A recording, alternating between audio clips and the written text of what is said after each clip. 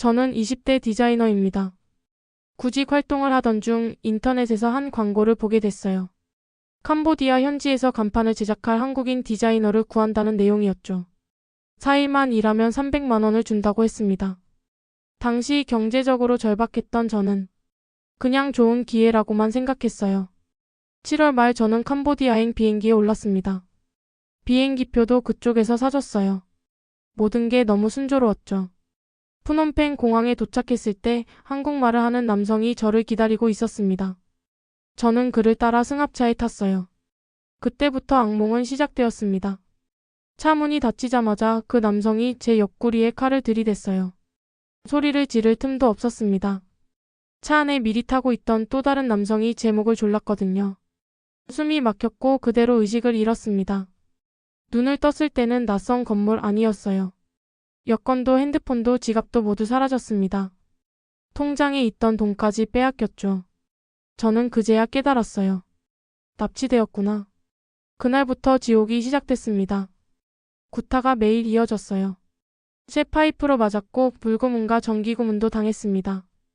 고통이 너무 심해서 죽는 게 나을 것 같다는 생각도 했어요. 하지만 그들은 저를 죽이지 않았습니다. 대신 저를 이용하려고 했죠. 저는 마약 운반을 강요당했고 보이스피싱 범죄에도 동원됐습니다. 거부하면 또다시 폭행이 이어졌어요.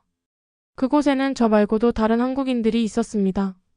모두 저처럼 속아서 온 사람들이었죠. 그들은 우리에게 말했어요. 네가 3명을 더 데려와야 풀려날 수 있다고. 피라미드처럼 계속 새로운 피해자를 끌어들이라는 거였죠. 나중에 안 사실이지만 그렇게 이용 가치가 없어지면 우리를 장기 밀매 조직으로 넘긴다고 했습니다. 매일이 공포였어요. 언제 죽을지 모르는 상황에서 저는 기회를 기다렸습니다. 어느 날 잠깐 동안 범죄 조직에 텔레그램을 쓸 수 있게 됐어요. 단 몇 분의 시간이었지만 저는 그 기회를 놓치지 않았습니다. 떨리는 손으로 남자친구에게 메시지를 보냈어요. 어떻게든 나를 찾아줘. 나 이거 목숨 걸고 보내는 거야. 살아서 보자. 답은 하지 마. 메시지를 보내고 곧바로 대화 내용을 지웠습니다. 들키면 끝장이니까요. 그리고 기도했어요. 부디 이 메시지가 전달되기를, 누군가 저를 구해주기를 간절히 바랐습니다. 8월 6일 제 남자친구는 그 메시지를 받았고 즉시 제 아버지에게 알렸다고 해요. 아버지는 경찰과 외교부의 도움을 청했지만 돌아온 답은 충격적이었습니다. 정확한 위치를 알아야 한다. 본인이 직접 신고해야 한다. 제가 감금당한 상황에서 어떻게 직접 신고를 하나요? 위치를 어떻게 알려드려요? 절망적이었을 거예요. 저희 가족들도. 그때 아버지가 예전에 받았던 박모 위원의 명함을 떠올렸다고 합니다.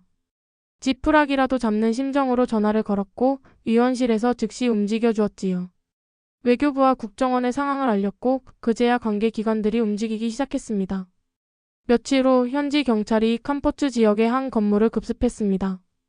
그날의 기억은 지금도 생생해요. 갑자기 들려온 소란스러운 소리, 경찰들이 들이닥치는 모습. 저는 살았다는 안도감에 그 자리에서 울었습니다. 저와 함께 13명의 한국인이 구출됐어요. 총 14명이었죠. 하지만 모두가 살아남은 건 아니었습니다. 현장에서는 시체 2구가 발견됐어요. 그들도 저처럼 속아서 온 사람들이었을 겁니다. 지금 이 순간에도 캄보디아에는 저처럼 납치된 한국인들이 있습니다. 2024년 상반기에만 76건의 신고가 접수됐고 실제 피해자는 훨씬 더 많을 거예요. 고액 아르바이트 해외 취업 제한. 그런 달콤한 말에 속지 마세요. 저는 운이 좋았어요. 목숨을 걸고 보낸 메시지가 전달됐고 움직여준 사람들이 있었으니까요. 하지만 모두가 이런 행운을 가질 순 없잖아요. 제발 조심하세요. 그리고 정부 차원에서 움직여주길 바랍니다. 더 이상 저 같은 피해자가 나오지 않도록, 지금도 그곳에 갇혀 있을 사람들을 구할 수 있도록.